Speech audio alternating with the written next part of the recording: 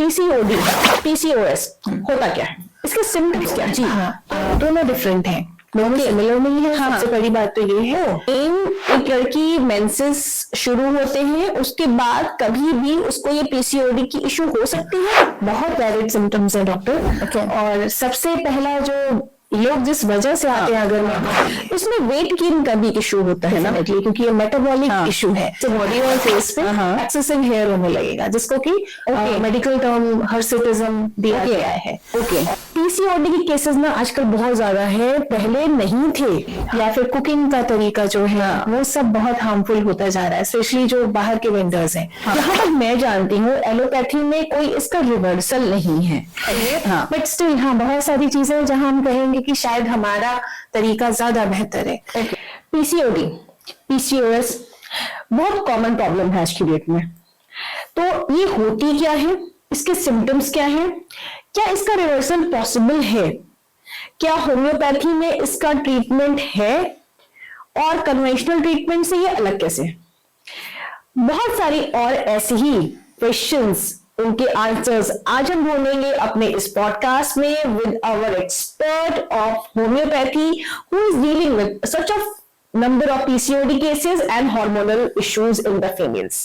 So hello and welcome to yet another podcast of Health Network with me Dr. Aparna, your host and दोस्त। और welcome करते हैं doctor Neeraj Singh ma'am का, जो homeopathy के expert है, having 20+ years of experience in homeopathy, and she is basically dealing with a lot of feminine issues of hormonal imbalances, and she is also a mental health coach.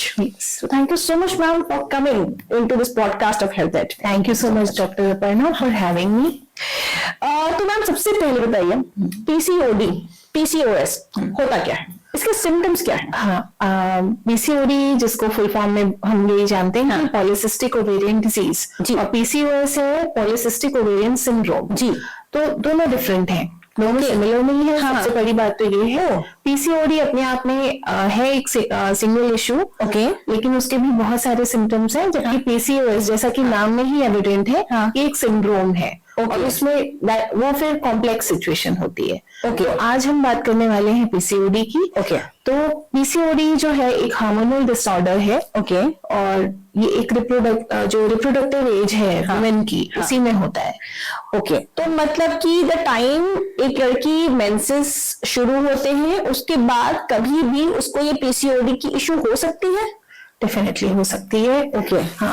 All from the menarche, जो कि menstrual cycle start होने का time, और menopause, इस बीच में ये menstrual जो ये प्रॉब्लम है, हार्मोनल प्रॉब्लम पीसीओडी, ये हो सकता है। ज्यादातर ये अर्ली जो बिफोर मे बी 35 तक ज्यादा प्रेवलेंट होता है। अच्छा, उसके बाद चांसेस कम होते हैं, लेकिन ऐसा नहीं कि होगा नहीं।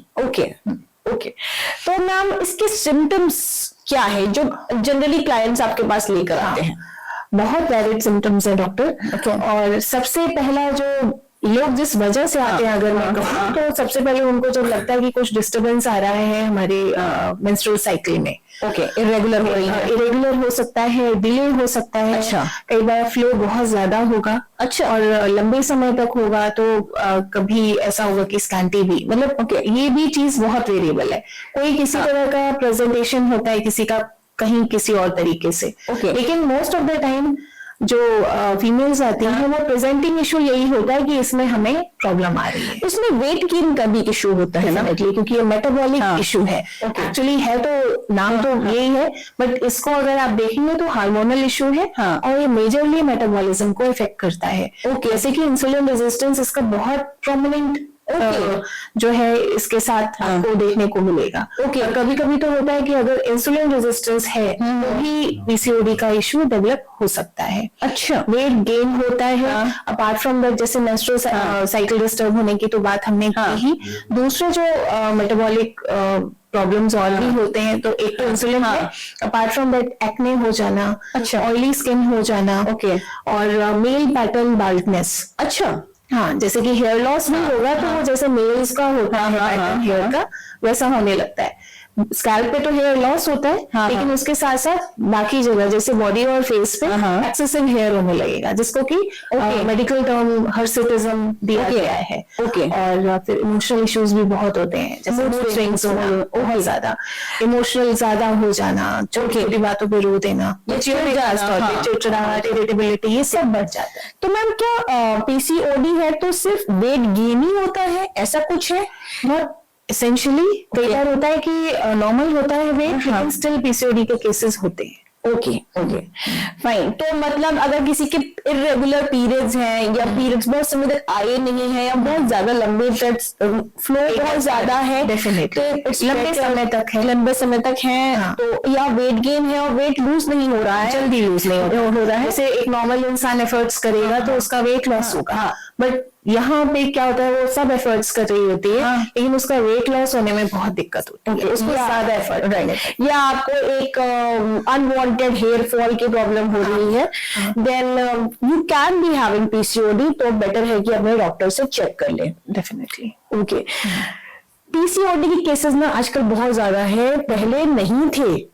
हमारी मदर्स की एज ग्रुप में नहीं थे, आज ज्यादा हो रहे हैं, बहुत ही यंग एज में हो रहे हैं। तो आपको क्या लगता है कि as a practitioner what can be the reason behind?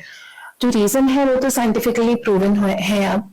जैसे कि सबसे बड़ा रीजन अगर देखा जाए तो आप अगर खाना पीना देखेंगे तो बहुत ज्यादा पैकेज्ड फूड है, प्लास्टिक बहुत यूज होने लगा है, तो कहीं ना कहीं इनडायरेक्टली वो हमारी बॉडीज में पहुंच रहा है। फिर बहुत chemicals in the form of pesticides हैं, या फिर कुकिंग का तरीका जो है वो सब बहुत हार्मफुल होता जा रहा है, स्पेशली जो बाहर के वेंडर्स हैं, जंक फूड, फास्ट फूड, इसमें बहुत सारा केमिकल यूज होता है, तो हमें पता नहीं है directly chemical, but whatever spices, मसाले जो भी यूज हो रहे हैं वो है तो वही चीज, राइट, वो इनडायरेक्टली बहुत इफेक्ट कर रहे हैं। फिर सीडेंटरी लाइफस्टाइल, बच्चों में चाहे वो पढ़ने वाले बच्चे हैं, चाहे अभी जॉब शुरू किया, मोस्ट ऑफ द टाइम आप देखेंगे सीडेंटरी है, ना फिजिकल कोई एक्सरसाइज है। पहले जैसे होता था कि बच्चे खेल ही लेते थे, तो आजकल वो भी खेलना कूदना बहुत कम हो गया है।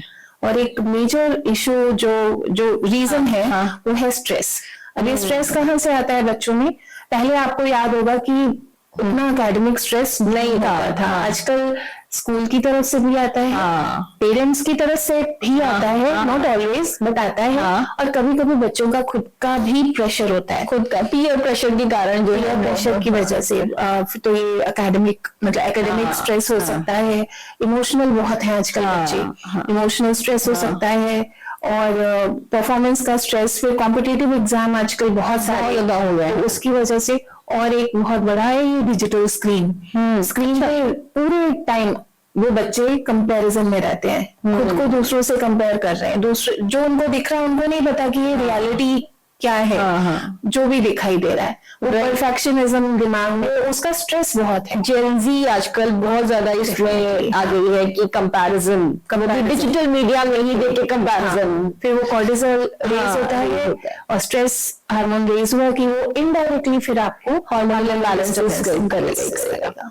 ओके, जहां तक मैं जानती हूँ एलोपैथी में कोई इसका रिवर्सल नहीं है, उनके अकॉर्डिंग तो आप मेडिसिन लेते रहिए, लाइफस्टाइल को मैनेज करते रहिए। बिल्कुल।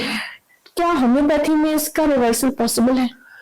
होम्योपैथी से रिवर्सल होता है। अच्छा, हमें अपने क्लिनिक में हम अक्सर देखते हैं, अच्छा, लोगों को प्रॉब्लम सॉर्ट आउट होती है, लेकिन उसी के साथ साथ मैं बिल्कुल कहूंगी कि डाइट और लाइफस्टाइल मैनेजमेंट का बहुत बड़ा रोल है, इक्वल इम्पोर्टेंट, एक्चुअली इक्वल। क्योंकि जब हम पेशेंट से डील करते हैं, पेशेंट से बात करते हैं, तो हम सीधे बोलते हैं कि 50% of the work my medicines are going to do, rest 50% आप अगर करोगे तो रिजल्ट जल्दी आएगा और परमानेंट होगा, बिकॉज वो हैबिट फॉर्मिंग होगा। ठीक है, तो ये कहीं ना कहीं तो रिजल्ट्स तो आते हैं, मतलब क्योर होता है, मतलब रिवर्सल पॉसिबल है, लेकिन आपको डाइट और लाइफस्टाइल भी इक्वली वर्क करना है। ये नहीं कि सिर्फ दवाई खा ली और हम कल से ठीक हो गए, नहीं, ऐसे कोई मिरेकल नहीं होने वाला है। ये होम्योपैथिक मेडिसिन हार्मोन्स नहीं है, हाँ, तो ऐसा नहीं है कि बॉडी में जाके कुछ इंड्यूस कर देंगी, राइट, ये आपकी बॉडी को ही अपग्रेड करती है। होम्योपैथिक मेडिसिन काम ही ये करती है कि आपका सिस्टम नेचुरल तरीके से ठीक हो जाए,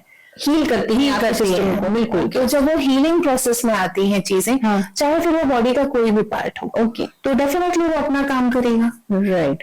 तो अगर मैम इसी पे बात करते हैं कि कन्वेंशनल ट्रीटमेंट और homeopathic treatment for the PCOD, difference कहाँ अप्लाई करता है? सी अगर कन्वेंशनल ट्रीटमेंट की बात करें, see homeopathy is not anti allopathy, पहली चीज ये, बट स्टिल हाँ बहुत सारी चीजें जहां हम कहेंगे कि शायद हमारा तरीका ज्यादा बेहतर है। तो जब एलोपैथी की बात करते हैं, कन्वेंशनल ट्रीटमेंट होता है कि हार्मोन्स दे दिए जाते हैं एक निश्चित टाइम के लिए, उनका एक साइकिल होता है कि इतने दिन तक ऐसे खाना है, then you have to stop them, break them and then the menstrual cycle begins। हाँ, मतलब वो ब्रेक कर रहे हैं तभी उनके फ्लो आते हैं, बट एक्चुअली ओव्यूलेशन वहां पे होता नहीं है। अक्सर कुछ कॉम्बिनेशंस ऐसे हैं मेडिसिन के जहां नहीं होता है, ओव्यूलेशन के बिना ये पीरियड्स हो रहे होते हैं। तो दैट इज एक्चुअली अगर देखा जाए तो बस यूटेराइन डिस्कार्ड करता है, यूट्रस डिस्कार्ड करता है, यूटेराइन लाइनिंग बस शेड ऑफ कर रही है, कोई एग का रिलीज नहीं हुआ, तो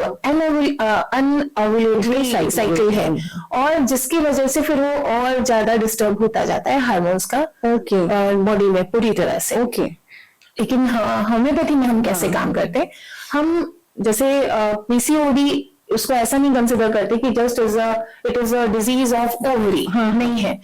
पीसीओडी एक सिस्टमिक डिजीज है। और उसके बाद हम होम्योपैथी में हम ट्रीट करते हैं किसी भी पेशेंट को इंडिविजुअलाइजेशन से। इंडिविजुअलाइजेशन का मतलब है कि आप इनसे अलग हो, ये इनसे अलग है। फॉर इंस्टेंस मैं बताती हूँ कि जैसे दो फीमेल्स हैं, दोनों को पीसीओडी है, बट हो सकता है उनका इमोशनल पैटर्न डिफरेंट हो, उनका कॉन्स्टिट्यूशन डिफरेंट हो, और जो भी प्रॉब्लम्स प्रेजेंट हो रही हैं, पीसीओडी में बहुत सारे सिम्टम्स हैं। हो सकता है कुछ 4 इनमें हो, उनमें से 2 इनमें हो सकता है, लेकिन 5-6 और होंगे इनमें, कि 2 पेशेंट भी एंटायरली डिफरेंट है एक दूसरे से। तो जब हम इनको कंसिडर करते हैं, पूरा केस लेते हैं जिसमें कि इमोशनल और मेंटल सिम्टम्स हमारे लिए बहुत इंपॉर्टेंट है, वो कंसिडर करते हुए जब हम ट्रीट करते हैं पेशेंट को, और along with diet and lifestyle advice, तो उससे रिजल्ट्स आते हैं। मैम, जनरली लोगों के दिमाग में क्या है ना कि होम्योपैथी मतलब वो मीठी मीठी गोली, तो ये क्या ही करेंगी, but homeopathy has given good results with PCOD. Yes. Okay.